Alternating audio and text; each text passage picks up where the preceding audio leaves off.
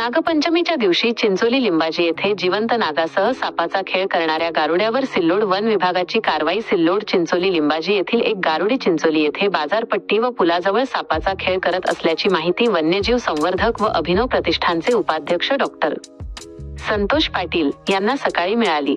त्यांच्या तक्रारीवरून आज प्रादेशिक वन विभाग सिल्लोडचे वनपरिक्षेत्र अधिकारी शेषराव तांबे यांच्या सूचनेवरून वनपाल मुख्तार मुबारक अली यांनी चिंचोली येथे साप घेऊन फिरणाऱ्या गारुड्यास ताब्यात घेत सापासह सिल्लोड येथे कारवाईसाठी घेऊन आले.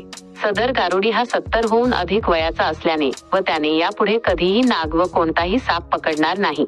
खेळ करणे अथवा गावोगावी त्यास नागरिकांना दर्शनानिमित्त फिरवून पैसे गोळा करणे आदी कार्य करणार नाही असे बंधनपत्र करून दिले.